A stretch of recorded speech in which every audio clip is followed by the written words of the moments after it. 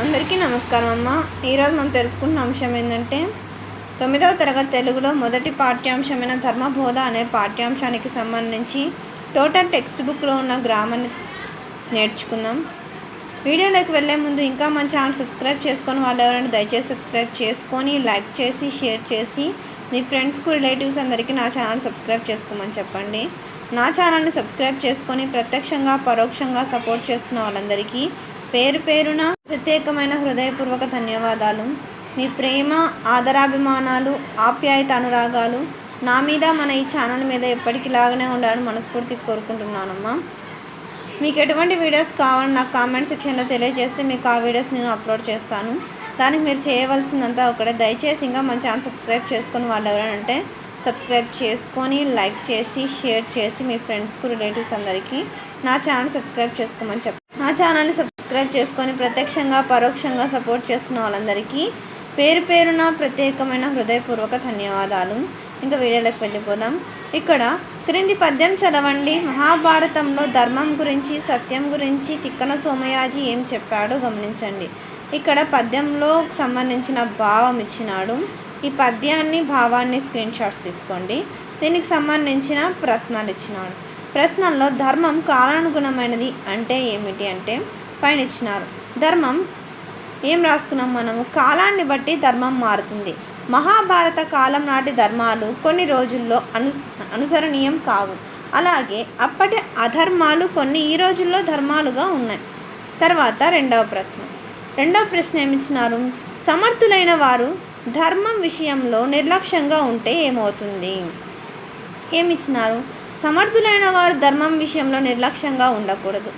అలా ఉంటే అది సమర్థులకే ప్రమాదంగా తెస్తుంది. ధర్మాన్ని దైవం రక్షిస్తుంది. తర్వాత మూడవ ప్రశ్న. పద్యంలో అబద్ధం అనే అర్థాన్నిచ్చే పదం ఏది? పద్యంలో బొంకు అనేది అబద్ధం అనే అర్థాన్నిచ్చే పదం. అర్థమవుతుందా? తర్వాత నాలుగవ ప్రశ్న. సమర్థులు అనే పదానికి వ్యతిరేక పదం గుర్తించండి.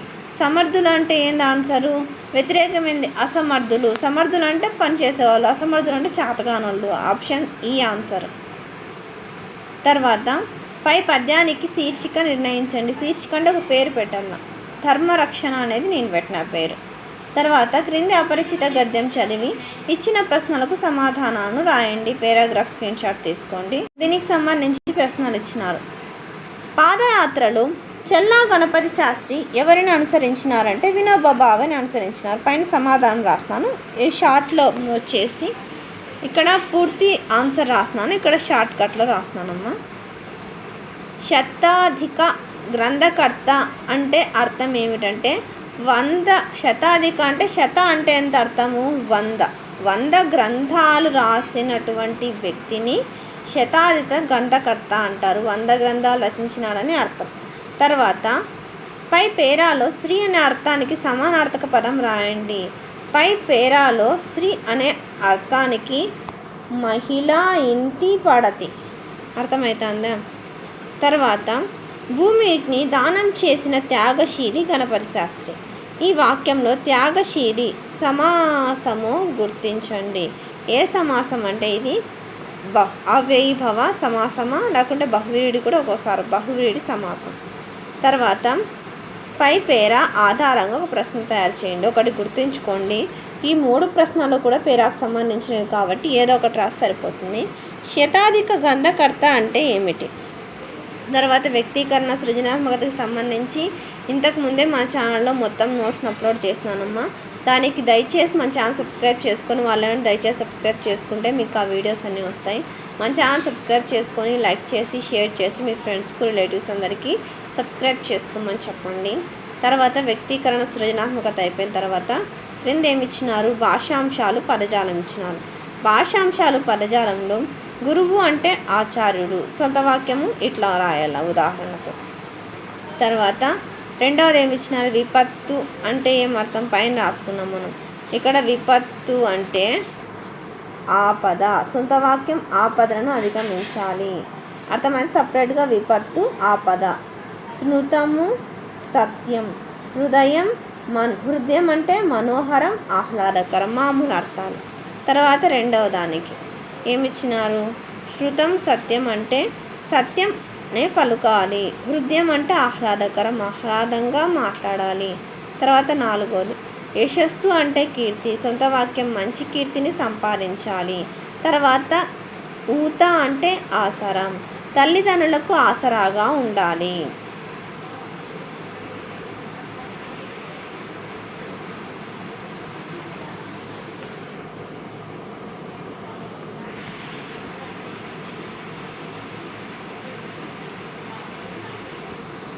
ఇవన్నీ మనం చెప్పేసుకున్నాం కాబట్టి మనం ఇప్పుడు దీంట్లోకి వెళ్ళిపోదాం, పర్యాయ పదాల్లోకి వెళ్ళిపోదాం. పర్యాయ పదాల్లో చూడండి, క్రింది వాక్యాలను చదవండి, అదే అర్థం వచ్చే పదాన్ని గుర్తించి రాయండి. భూమి, వసుధ, పుడమి. నేను ఇక్కడ క్లియర్గా పైన రాసేస్తున్నాను, ఇక్కడ అండర్లైన్ కూడా చేస్తున్నాను. తర్వాత ఆసరా అంటే ఆధారం, భార్య, సతిని, ధరాపుత్ర. తర్వాత తనయుడు, పుత్రుడు, సుతుడు, కొడుకు. తర్వాత ఏనుగు, కరి, మాతంగము, గజము, హస్తం కూడా వస్తుంది, ఇవం కూడా. తర్వాత క్రింది వేర్వేరు అర్థాన్నిచ్చే పదాలను గుర్తించి జతపరచండి. ఇవేంటివంటే నానార్థాలు. అర్థమవుతుందమ్మా? ఇప్పుడు క్రమము, నీటి చాలు, వితరణం, కత్తి అంచు అంటే ఏం ఆన్సరు? వంశం అని ఆన్సర్. తర్వాత పుణ్యం, స్వభావం, న్యాయం, ఆచారం, నీతి. ఏంది? ఆశ. మానవుడు, అర్జునుడు. మానవుడు, అర్జునుడు అంటే ఏంది ఆన్సరు? ఇక్కడ ధర్మం. ఇట్లా ఉంటున్నాను. తర్వాత చూడండి, దిక్కు, కోరిక, నమ్మకం. దిక్కు, కోరిక, నమ్మకం అంటే ఏంది ఆన్సర్ వస్తుంది? ఆశ అని వస్తుంది. తర్వాత కులం, వెదురు, పిల్లన గ్రోవి అంటే ఏంది? వంశం. పుస్తకం, పొత్తం, నీరం, నీరు, యజ్ఞం, జన్నము, విద్య, విద్యే, విద్యే, గృహము, గీము, దీపము, దివ్యే, సత్యం, సత్యం, ధర్మము, దమ్మము, రాజు, రేడు.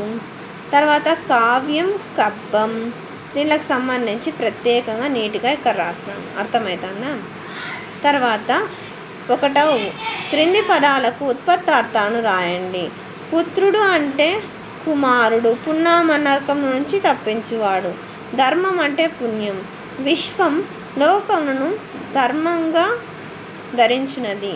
పతివ్రత అంటే సాత్వి, పతియే వ్రతంగా కలది. జ్యోత్స్న అంటే వెన్నెల, పున్నమి నాడు వెన్నెల పిండార పోసినట్లుగా ఉంటుంది. 2వ క్రింది పదాలకు వ్యతిరేక క్రియారూపాలను రాయండి. చేసి అంటే చేయక, వస్తాడు అంటే రాడు, తింటే తినక, వినండి వినకండి, చెప్పి చెప్పక. సందులు. క్రింది పదాలను విడదీసి సంధి పేర్లను రాయండి. వంతలెల్లు, వంతల ప్లస్ ఎల్లు ఉత్వసంధి. క్రతువది, క్రతువు ప్లస్ అది ఉత్వసంధి. లేదని, లేదు ప్లస్ అని ఉత్వసంధి. భాషలేమిటి, భాషలు ప్లస్ ఏమిటి ఉత్వసంధి. పూరితంబగు, పూరితంబులు ప్లస్ అగు ఉత్వసంధి. క్రింది పదాలను కలిపి రాసి సంధి పేర్లను రాయండి. కన్వా ప్లస్ ఆశ్రయం, కన్వాశ్రయం సవర్ణ దీర్ఘసంధి. తీర్థాభిగమనం, తీర్థాభిగమనం సవర్ణ దీర్ఘసంధి. ధర్మ ప్లస్ అధినాథుడు, ధర్మాధినాథుడు. సరితర ప్లస్ అధినాథుడు, ధరాధినాథుడు సవర్ణ దీర్ఘసంధి. సభ ప్లస్ ఆసదులు, సభాసదులు సవర్ణ దీర్ఘసంధి. సమాసాలు. క్రింది సమాస పదాలకు విగ్రహ వాక్యాన్ని రాసి ఏ సమాసమో రాయండి. సూర్యచంద్రులు, సూర్యుడును చంద్రుడును ద్వంద్వ సమాసం. ఇహపరాలు, ఇహమును పరమును ద్వంద్వ సమాసం. రాత్రింబవళ్ళు, రాత్రియును పగలును ద్వంద్వ సమాసం. శకుంతల, దుష్యంతుడు, శకుంతలయు కమ దుష్యంతుడు ద్వంద్వ సమాసం. అలంకారాలు. ఉపమా అలంకారం. ఎప్పుడే కానీ వస్తువుతో పోల్చి రమ్యంగా చెబితే అది ఉపమాలంకారము. ఉపమానం అంటే వర్ణించే వస్తువు, ఉపమేయం అంటే పోల్చే వస్తువు. ఇది ఉపమాలంకారాన్ని ఇక్కడున్న సమాధానాలను క్లియర్గా వివరించి రాసిన మీ స్క్రీన్ షాట్స్ తీసుకోండి అమ్మా. తర్వాత ఇంకా మన ఛానల్ సబ్స్క్రైబ్ చేసుకుని వాళ్ళు ఎవరైనా దయచేసి సబ్స్క్రైబ్ చేసుకొని లైక్ చేసి షేర్ చేసి మీ ఫ్రెండ్స్కు రిలేటివ్స్ అందరికీ నా ఛానల్ని సబ్స్క్రైబ్ చేసుకోమని చెప్పండి. నా ఛానల్ని సబ్స్క్రైబ్ చేసుకొని ప్రత్యక్షంగా పరోక్షంగా సపోర్ట్ చేస్తున్న వాళ్ళందరికీ పేరు పేరున ప్రత్యేకమైన హృదయపూర్వక ధన్యవాదాలు. అందరికీ ధన్యవాదాలు. దయచేసి వీడియోని మాత్రం స్కిప్ చేస్తున్నాను. అందరికీ ధన్యవాదాలు.